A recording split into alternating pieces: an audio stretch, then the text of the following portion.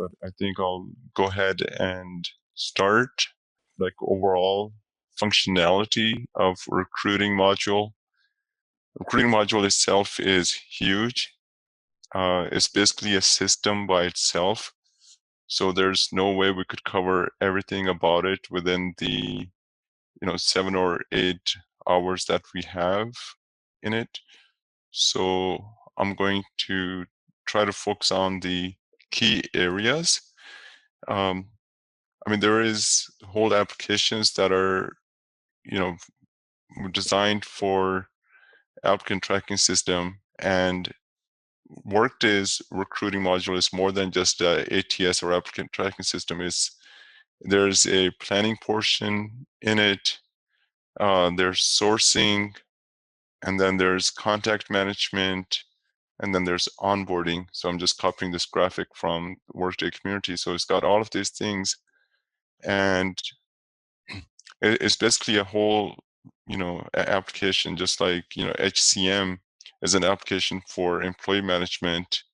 Recruiting is the Workday recruiting is an application for everything from prospect profiles to sourcing, and then planning via requisitions, and then onboarding. So no one will believe you if you say, hey, I did recruiting module and I took care of the security and I took care of the integrations as a single person, because it's just recruiting is just so intensive in terms of like how much work there is. So it's usually while in comparison, like for example, for benefit administration, it gets busy only during, just before the open enrollment setups. And so someone could do it part-time, right? Like you're going to take care of the HCM system, or you might be taking care of a couple of different things. And then when it's time for open enrollment, you work on those tasks along with, taking care of the HCM system and any other like Workday issues.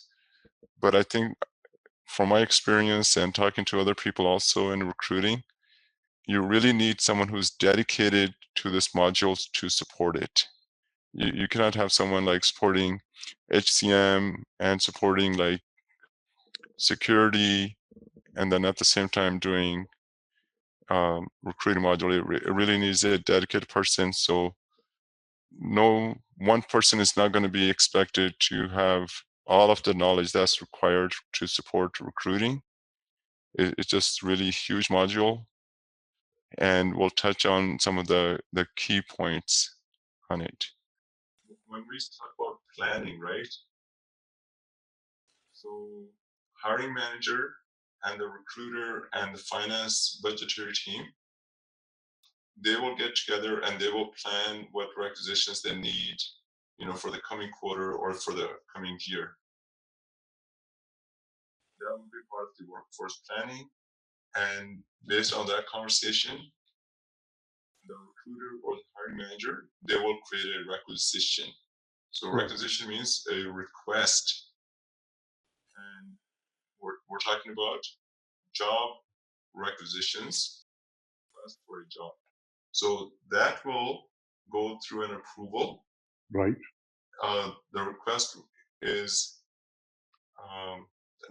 is linked to one or more positions, and then it will go through an approval process.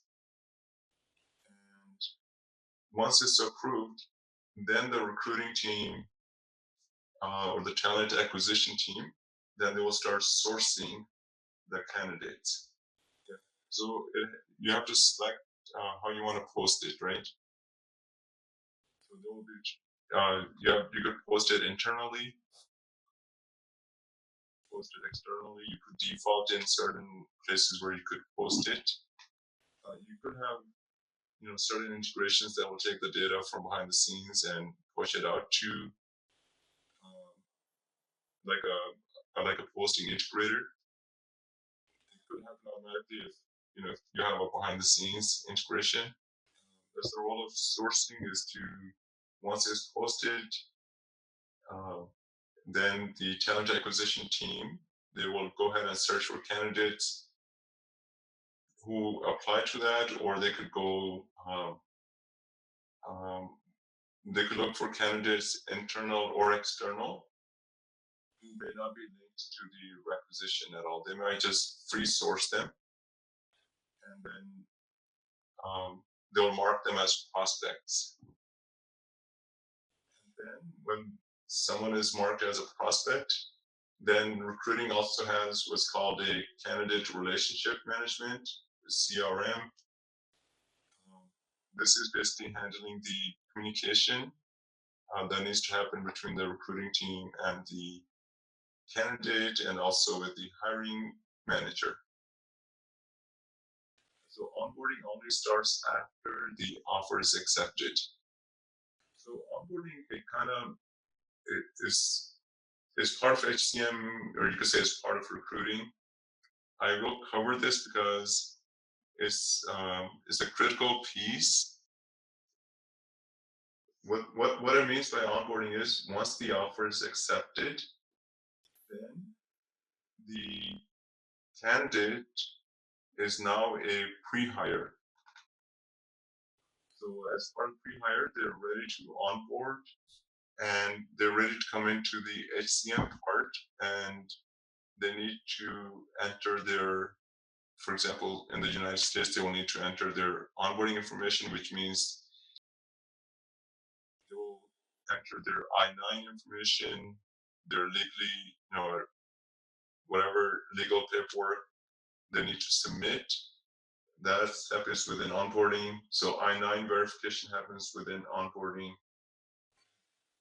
So I just copied this screenshot from the community. This is a dashboard for recruiting. Like if a recruiter or a hiring manager is looking at it. So if you're on the recruiting worklet, you'll see your candidates and total candidates, the number of candidates who are in review stage, the number that are in screening, the number that are in the offer stage, and then the number who have gone through the background check, and then the one candidate that will be in the higher stage. So they'll be sharing the candidate pipeline. This is so the CRM is just contact management between the candidate and the hiring team. So this is not the tool that actually does the parsing. The parsing will happen, in a prior step. So the CRM portion is not the part that does the actual parsing, but the parsing happens, and then the data gets populated in the in the candidate, and the candidate profile is created.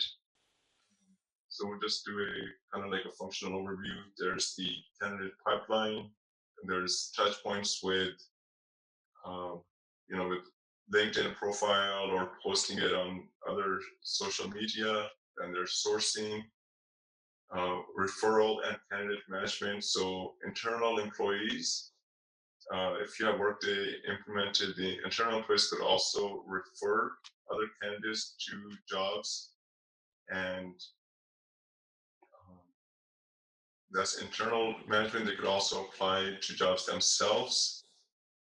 And now Workday also has interview scheduling and collaboration. You could schedule interviews. I believe it's available with Google Calendars and Outlook Calendar, but you could initiate that scheduling from within Workday. And then there is the offer templates. And then once the offer is signed and approved, and then you go through the onboarding. These are basically the key areas of Workday recruiting. So just for awareness purposes, everything that it takes to cover it fully. There is a security and tenant setup that needs to happen for Workday recruiting. And then when the recruiter posts a job, They could also create questions or questionnaire so that candidate fills out response to these questions. That's called questions and questionnaires. And then you tie the question to the job requisition. And there's also evergreen requisitions. So we'll get into what that definition is in a little bit. Then there's job posting and career sites. And then there is the recruiting sub-processes. We'll get into that. And then the big one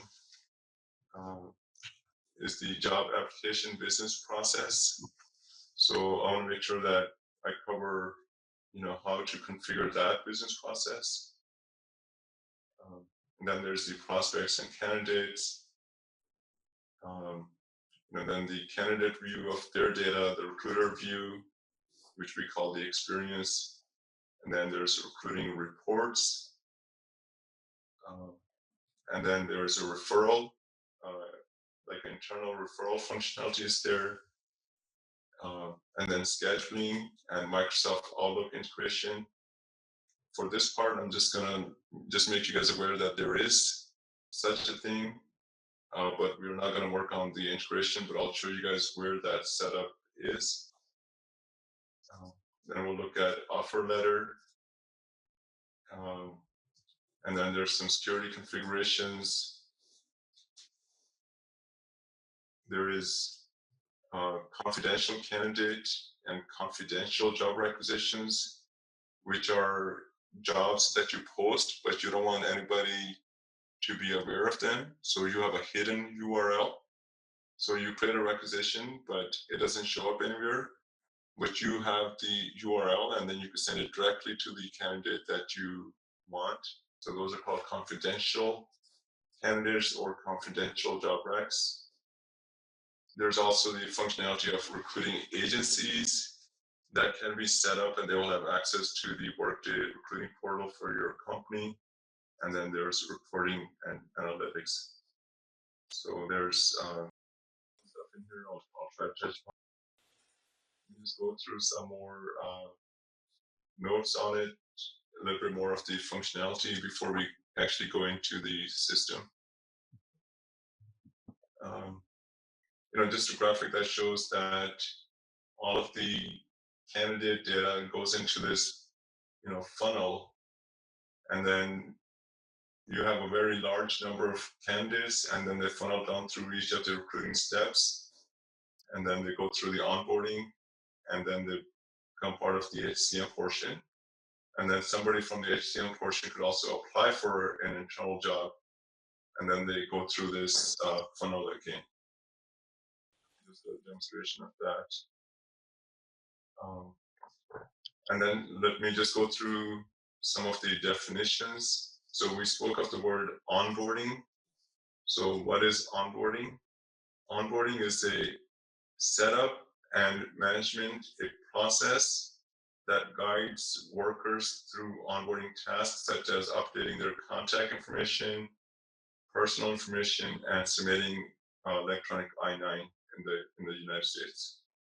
And then it also allows you to communicate any information to them and collect any information from them, as well as collect the electronic signature and acknowledgement of that they have received certain documents.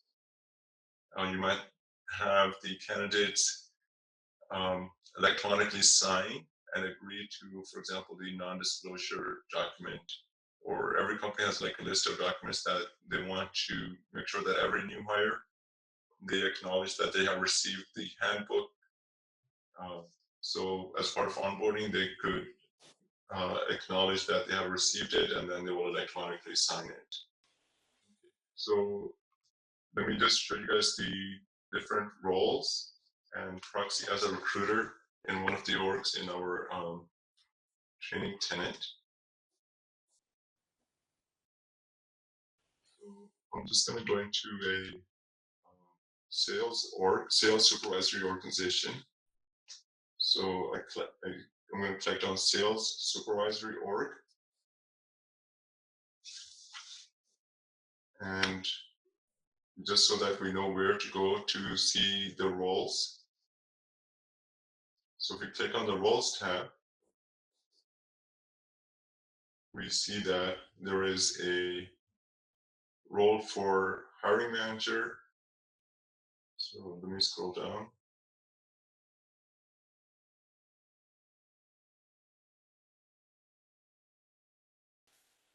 There is a role for HR partner.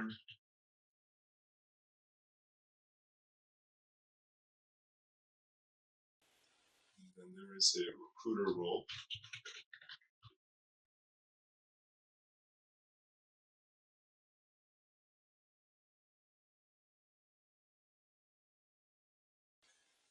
So these are the four, some of the roles that are part of the recruitment. There's going to be an HR partners typically involved, the managers involved, and there is the recruiting team or a recruiter who's involved. So these are the different roles that will be involved that will proxy in as. And here, as Logan, I'm going to go to the recruiting worklet. So right now we're looking at things as a manager. So I'm going to go to the, I'll go to the home page, and then from there we'll click on the recruiting worklet.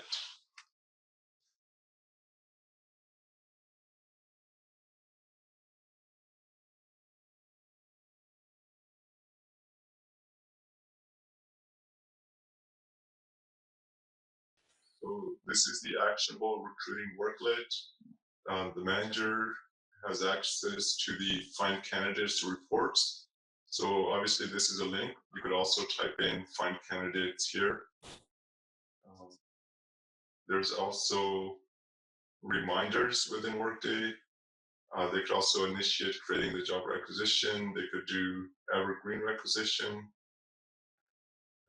They could also invite internal or external candidates to apply to a particular requisition the manager may have. They could create a prospect. Prospect means like they could create a contact, and then the recruiting team will contact them. And then if they do want to be a candidate, then it will no longer be a prospect, it will be a candidate. And then they could view recruiting agency. They could also view their requisitions. They could view them by recruiter. A bunch of other functionality. Any referrals. So this is basically their working workbench. So these are the requisitions. So Workday automatically shows the most recent ones. And this little thing right here is a chatbot. This is new functionality. This really it's not particular to recruiting, but I just happened to see this. So this chat functionality is like, it's like instant messenger. You could talk to Workday. A manager could use this and request, you could ask to transfer an employee, and you could talk in natural language, can you transfer my employee?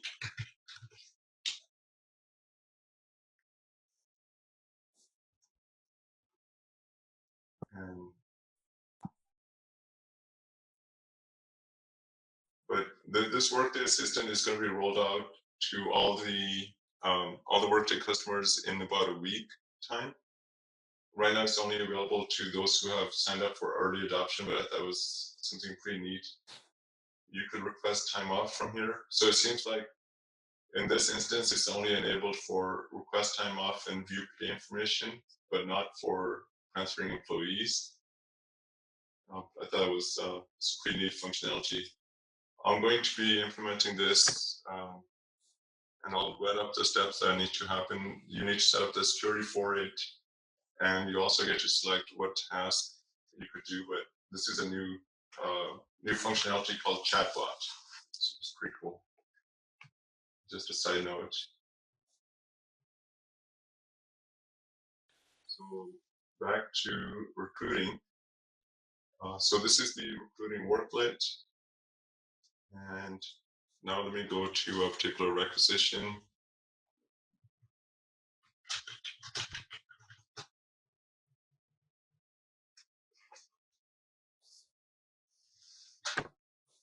So requisitions or positions, there would be, you go to the supervisory organization, like anyone, and then you go to the staffing tab. This is where the positions or the requisitions would be. So in this case, it starts with P. So it doesn't have a requisition. This is still a position.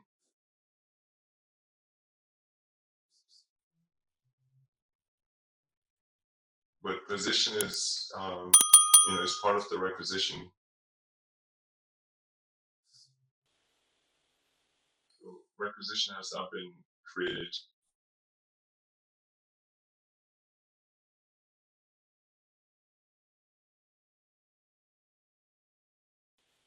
But if I go to the,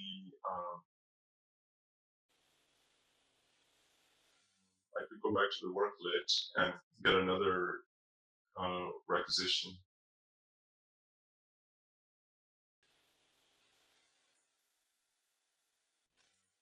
And then I'll go into the setup where that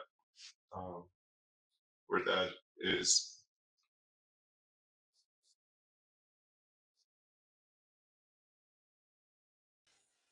Let me log in as the recruiter so I could see the candidates.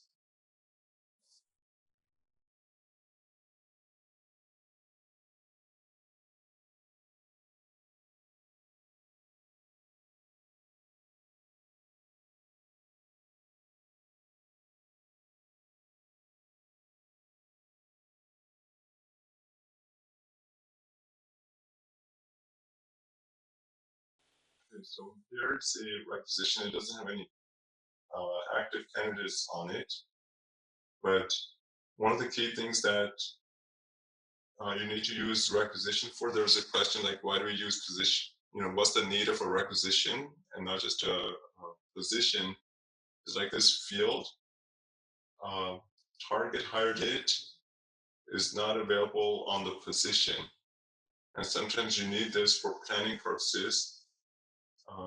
So this is one thing that's not there on the position, the target hire date. Recruiting start date is also not there, but there is, there is the target start date. Like you cannot hire someone before that on the position, but there is no target hire date. There's some details about the requisition. This name, this format, which org it is in, which position is associated with, and in a bunch of other fields. If there was a questionnaire associated with it, it's also under the details tab. If it was a replacement, then it shows up here. On a position, the replacement field is not there. So those companies that don't use requisition, they have a challenge in storing where to keep the replacement name. So in that case, you create a custom field on the position, which could be populated to have the replacement name, but it's not directly on the same screen, right? So it's a custom field in Work is in a separate area, and then you don't see it all on one screen. There is the compensation tab, which you could, when you're creating the requisition, you could send the requisition step to either the hiring manager or to finance, and they will populate what is the total base pay for that requisition. So they will see a base range, and then based on that range, they will also enter um, what would be the appropriate base pay for the hire. And you could route this step to, basically any team that manages the compensation. So it could be a compensation member, it could be a finance, it could be the hiring manager. And then if there was a interview team set up, that is available to set up the interview team for each requisition. And then there's also which cost center is under any qualifications, like maybe a list of skills that are necessary. So here they have selected 4 competencies, and then where would be posted. So this is not, doesn't seem to be posted anywhere, but that information would be on the job postings tab. Let me try to pull some candidates.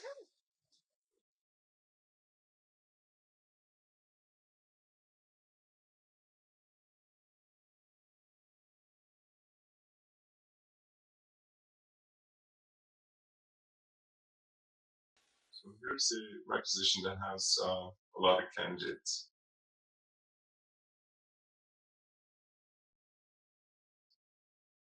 So if we see here that there are different steps. So this is the dynamic business process that someone brought up earlier. So the order of this, the review, the screening, the assessment, the interview, reference check, employment agreement, the offer, the background check, and then the ready for hire. These steps are configured in the dynamic business process, and the order is also configured for the tenant, and we'll see where that is done. So there's a lot of stuff over here. So I'm just going to go slowly so we can see how things look on the functionality side. And then when you scroll down, you can actually see some more detail about the candidates, what step they're in. There's their resume and their current title and the source, and if they have any answers to the questionnaires.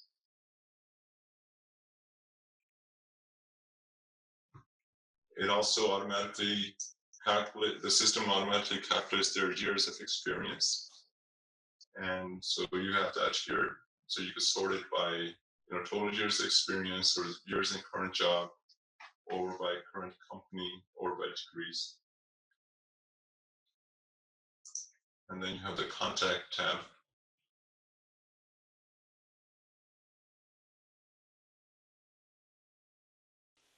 And then you could select certain candidates from here, one or multiple, and then you could either move them forward, you could decline them, or you could send them a message, or there's a couple other things. You could add them to a particular pool, or you could send them an invitation, and then you could also copy them to another requisition.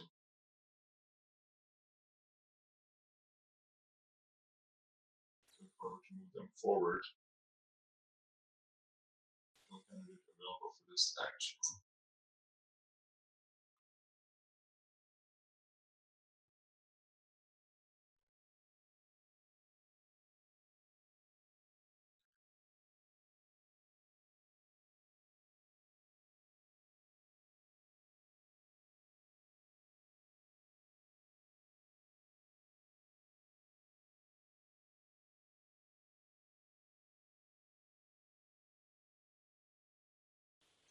So this is what makes it dynamic, right? Like on the HCM side, you cannot skip steps. But here,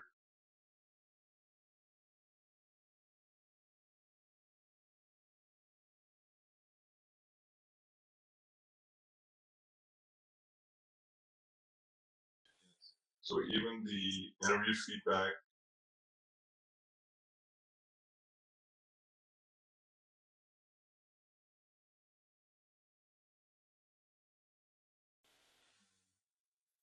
So we saw how the hiring manager could review candidates, and they could also decline. They can move them forward. We saw some recruiting terminology, like candidate relationship module. So right now I'm gonna just go through a couple of the tenant level setups, and tenant level setups are usually some decisions that the company makes, and then we set up the system accordingly.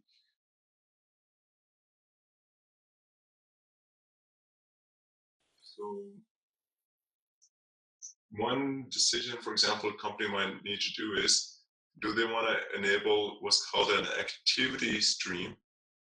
Um, Activity stream is like you have a particular candidate, and then you want to make some notes about that candidate, and then you want to share those notes with the hiring manager. Just like on Facebook, there's the activity stream of everything that you do on Facebook. There's also an activity stream, for each candidate or prospect. So to show you an example of that, I pulled up the report called Find Candidates, and then this is a delivered report, and then you could filter on any of these factors. So I filtered on prospect, and these are all the prospects here. And so let me go to Brian.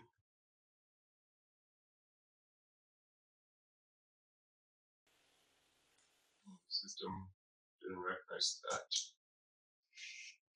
I guess the report I have down still, so let me just go to that report again.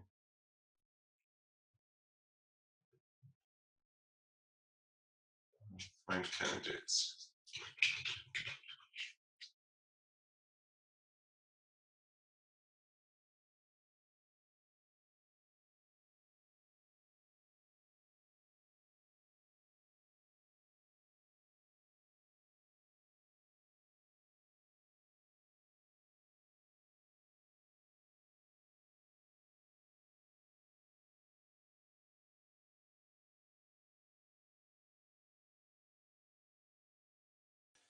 So here's the prospects profile.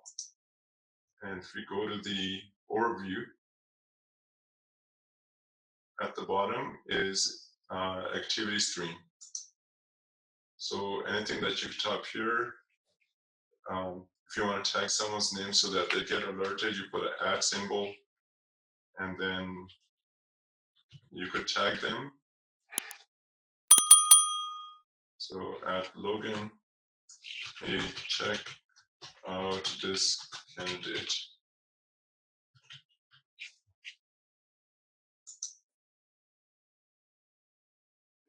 And then that person could respond back, and then you could basically have a discussion about this candidate or prospect. So this is called an activity stream. And some companies may have this, some companies may not. But this is one of the things that you need to set up in the tenant. So let me log in as, not as a recruiter, but someone who's got more access than the recruiter. In order to actually the first thing that you need to do to enable recruiting, you actually have to turn that functional area on. So you go to maintain functional tasks, or maintain functional areas, actually.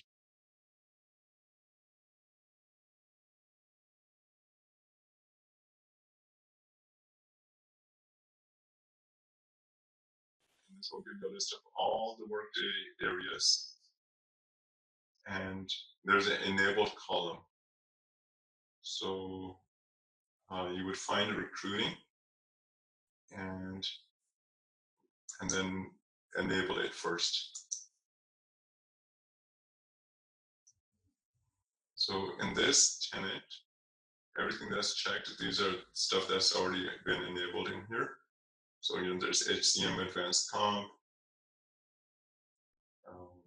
financials, benefits is enabled.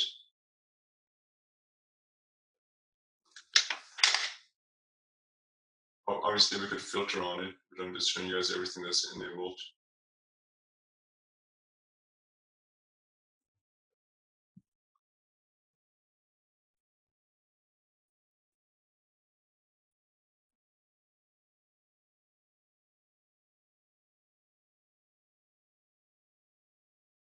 So here's onboarding. It's kind of like a little separate thing because you could have onboarding without recruiting.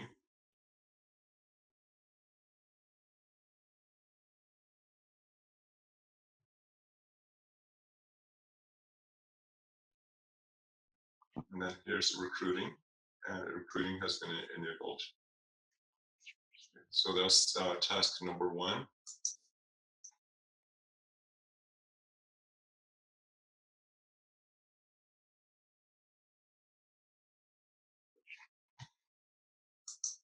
And then there's a couple other items that are under the edit tenant setup.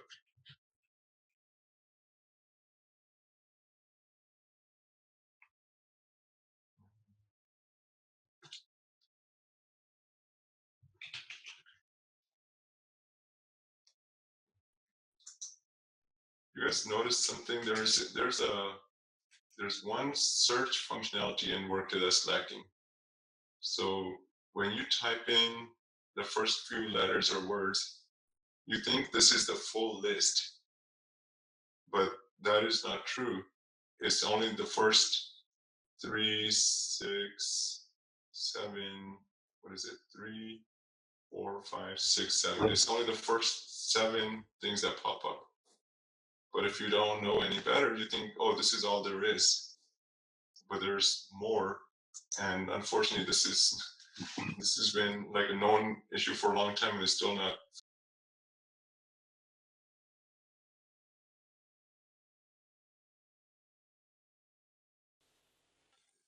So this has all of the tenant system related decisions, like the welcome message, any notes. So we're going to scroll down to, this is where the logo is maintained.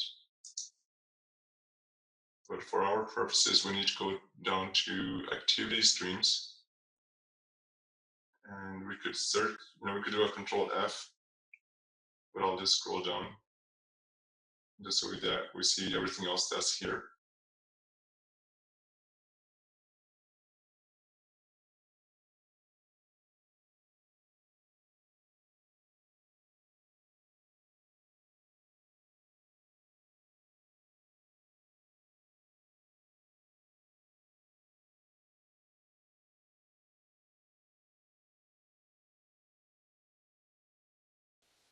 And this is the activity stream.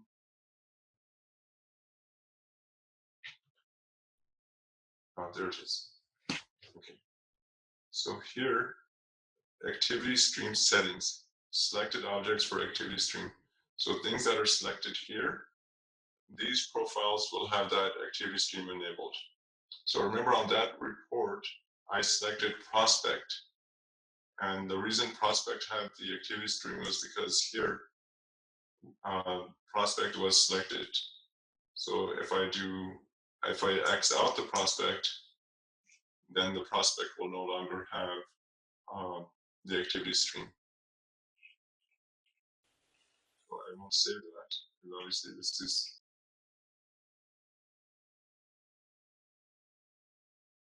like, for example, we see goal. So underneath that goal, there will be an activity stream, like notes that you could share with your manager regarding that goal. So that's the activity stream.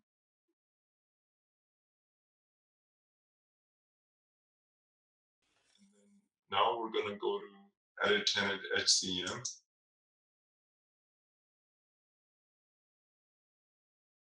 Here is the sequence that we're going to generate.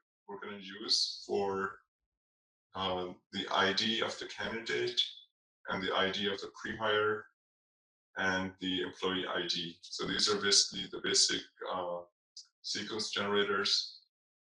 Here we just say do it sequentially, starting from whatever particular number that's been defined, and sequence ID for new positions.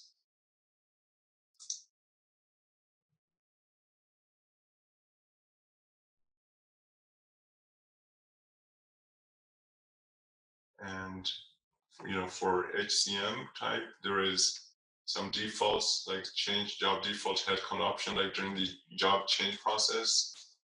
There's multiple options, and which one do you want to default? So, I plan to backfill this headcount is the defaulted one.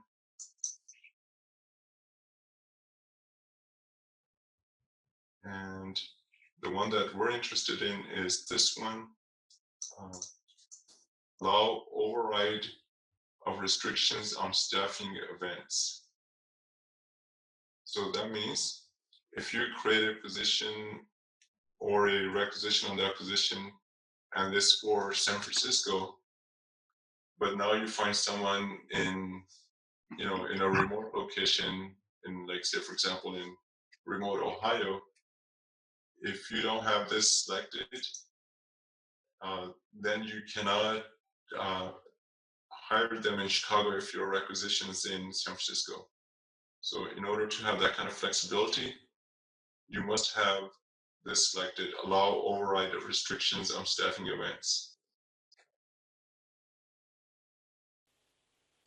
I did not get that. What was it for again? Staffing you. So when you create a position or you create a requisition, there's some restrictions on it by default. Like you select which location that requisition is going to be in. For example, It might be San Francisco.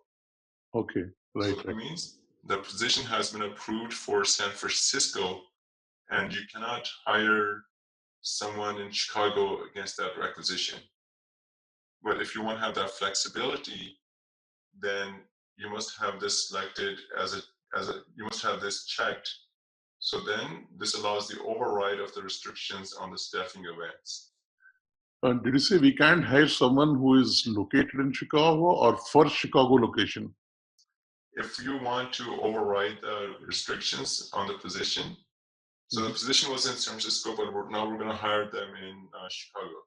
Okay. So in order to do that, this must be checked. Okay. Got it.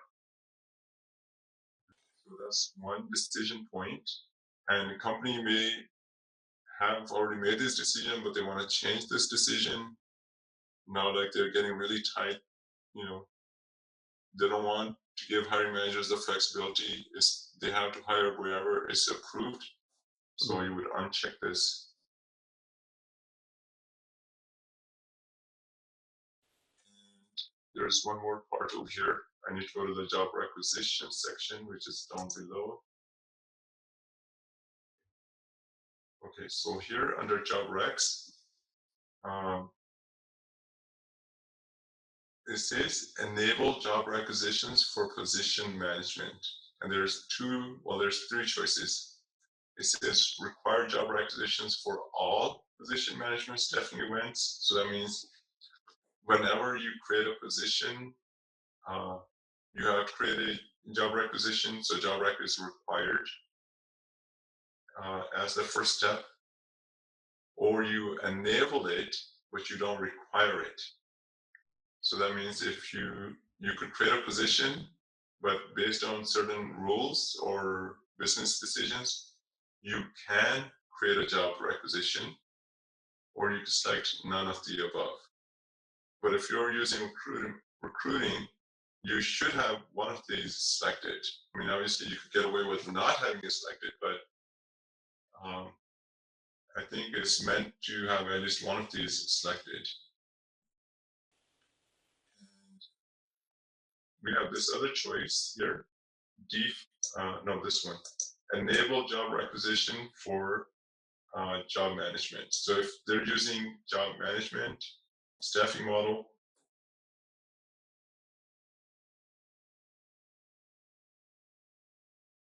You want to enable primary and secondary question, removal or replacement on evergreen and job requisitions. So first one says you must always have a requisition. This one says you can have it sometimes, but if you select this, neither one of these rules apply. But if you do have the job requisition business process, it's an actual BP. It's called a BP colon job requisition enabled.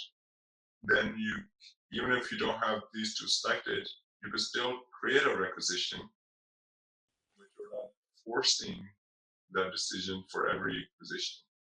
So if you're using position management, you don't have a choice. The positions have to be created. But if you select this second one, you're saying that sometimes you could create a job requisition and sometimes you will not. And you could put on some conditional rules that, like, if the location is in United States, then we want to create a requisition.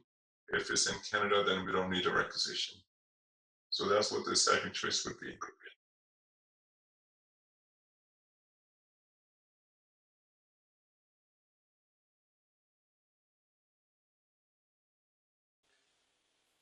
So we talked about the job requisition section. We talked about the overriding the staffing.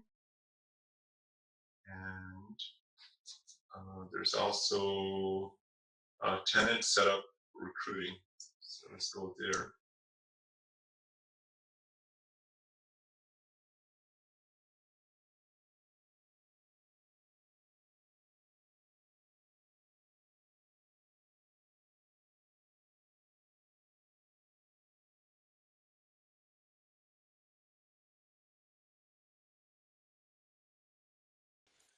So some of the items are under edit tenant setup.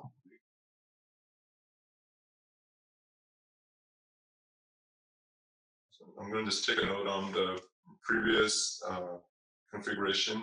Like,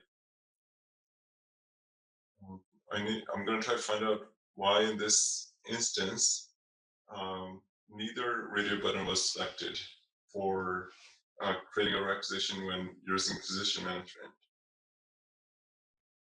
Because ideally, when you're using including, you should have at least one of those radio buttons selected.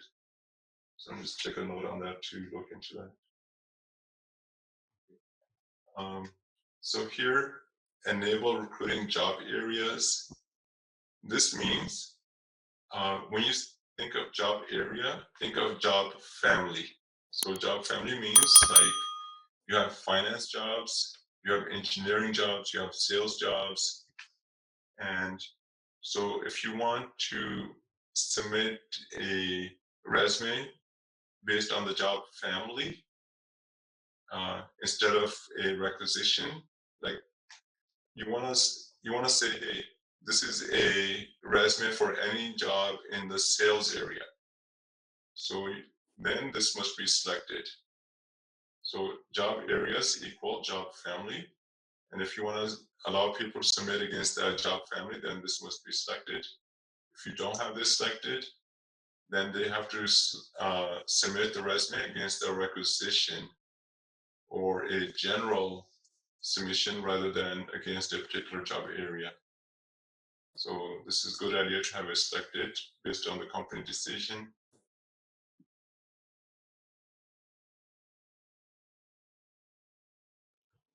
If you want to enable referrals, this must be selected. I'll get a better definition of what it means by referral ownership level tomorrow. And there was one more item in here. Enable automatic candidate merging. So it's a good idea to have this selected. That means if you have a candidate who applied like 3 months ago, they applied, and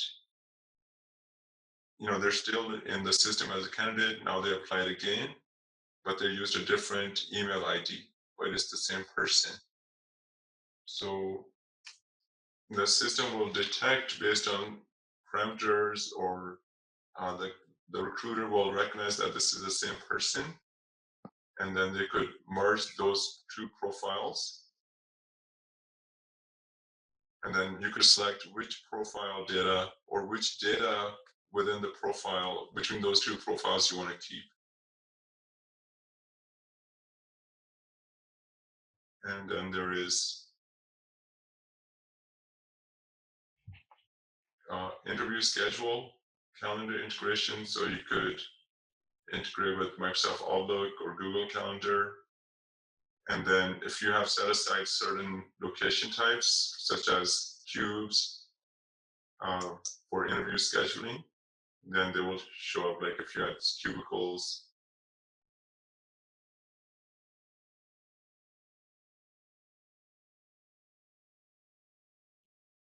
And there was something down here. Basically the links, if you have your privacy policy or text link, a bunch of other things. Time to fill, this is, you need to tell the system, how are you going to, or how does the company, they want to calculate time to fill, like how long did it take to fill this requisition, right? So this does change over time. Like time to fill is a metric that shows how quickly a recruiter was able to hire against that rec. So do you want that to be based on the time that the requisition was approved to the time that it was filled? Or do you want that to be from the time that the requisition was initiated to the time that you found the candidate? So every company will have a different definition. So this gives you the ability to set up how the company wants to define time to fill. Like if you look at the other choices, do you want to calculate based on when it was approved, or do you want to do it based on when it was posted? So every company is going to have a different decision. So this is where you could implement that decision, or if they want to change their decision, this is where you go to change it.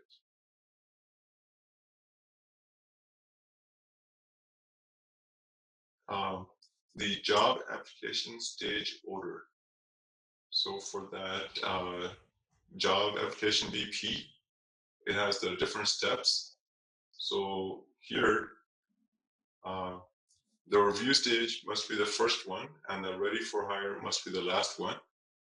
But within that, you could change the order of the different stages that the candidate will go through. You could go up and down. No, we cannot remove them from here. On the BP itself, you could put on some conditions that will allow you to skip something.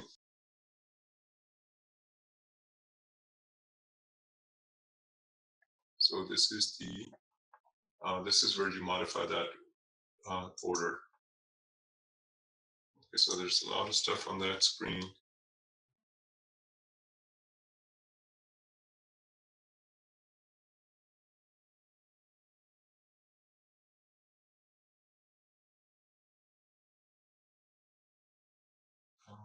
Just a couple of quick things before we call it a day. You guys are familiar with constrained roles and unconstrained roles, right? Some of you guys might be. So in Workday, for recruiting, you need to be aware that there is two types of recruiter roles. Security group. Let me look up. So here's recruiter, and then recruiter unconstrained. So if you want your recruiter to have access to only the organization to which the recruiter is assigned, then you will give them, you have this group, but that doesn't make sense, right? Because the candidate might be in an adjacent organization, and if you don't have unconstrained group, then the recruiter will not have access to that candidate. Unconstrained role or unconstrained group. It depends where the candidate has applied. And it is applied to the requisition that the recruiter owns, or the candidate is in a, like, it might be a sales engineer requisition. You might think, oh, this guy's a great sales engineer, but he's also a great engineer. So a recruiter that's assigned to engineering won't have access to the sales engineer requisitions. So in that case, you want to make sure that you're using the recruiter unconstrained groups as part of your role assignment. Their own organization, but if you use manager unconstrained, then they could see outside, they could see the candidates that are outside of their org. So let me pull up my notes sheet. So everything we talked about is listed here under on my notes. And the last thing I want to cover today is just familiarize yourself with some of the reports in the system. So there's the find candidates. You could just type in the name of this report in the search bar. Find candidate, candidate pipeline, source effectiveness, find open jobs, refer a candidate, view candidates, compare interview feedback. And tomorrow we'll start the, like what is an evergreen requisition? How do you create a questionnaire and job recs? So we'll cover that tomorrow.